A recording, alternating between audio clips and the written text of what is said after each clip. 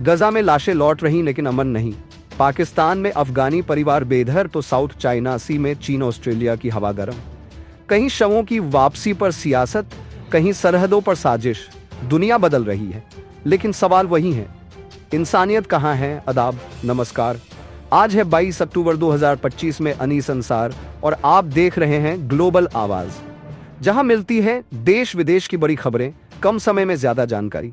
तो चलिए शुरू करते हैं आज की सबसे बड़ी खबरों का सिलसिला। सबसे पहले बात करते हैं गजा से इजराइल तक शवों की वापसी के बीच बढ़ा विवाद। इजराइल और हमास ने एक बार फिर कैदियों के शवों की अदला बदली की है, लेकिन इसके साथ ही हमास ने इजराइल पर बड़ा आरोप लगाया है कि वह गजा संघर्ष विराम समझौते की शर्तों का पालन नहीं कर रहा। खासकर मिस्र के साथ रफा बॉर्डर क्रॉसिंग को खोलने से इजराइल इनकार कर रहा है। मंगलवार देर रात हमास ने 2 और शव, एक सैनिक और एक नागरिक, इजराइल को सौंपे। इनकी पहचान बुधवार को आर्य जलमानोविच 85 और मास्टर सार्जेंट तामीर अदर 38 के रूप में हुई।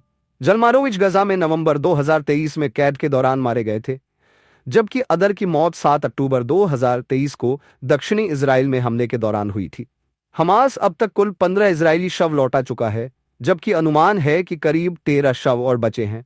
लेकिन हमास का कहना है गजा में तबाही, मलबा और इजरायली नियंत्रण की वजह से शवों को निकालने का काम बेहद मुश्किल हो गया है। यानी समझौता कागज पर है लेकिन जमीन पर हालात अभी भी युद्ध जैसे हैं। अगली खबर, पाकिस्तान में अफगानी परिवारों पर संकट। इस्लामाबाद से आई खबर ने हजारों परिवारों को हिला दिया है। पाकिस्तान सरकार ने घोषणा की है कि देश भर में फैले 54 अफगान शरणार्थी गांवों को बंद किया जाएगा।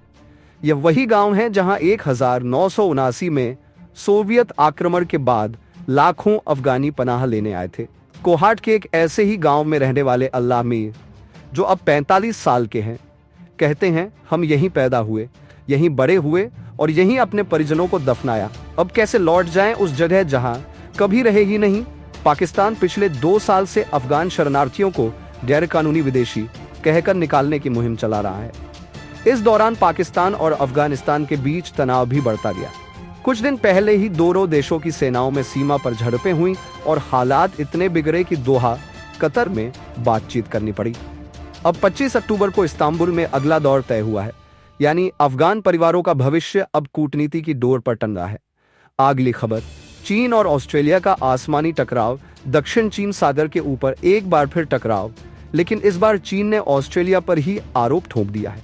चीनी रक्षा मंत्रालय के प्रवक्ता जियांगबिन ने कहा, ऑस्ट्रेलिया की सेना ने चीन की हवाई सीमा में घुसपैठ की और अब वो सच छिपाने की कोशिश कर रही है। यह बयान तब आया जब ऑस्ट्रेलिया ने चीन पर अनसेफ और अनप्रोफेशनल हरकतें करने का आरोप लगाया था।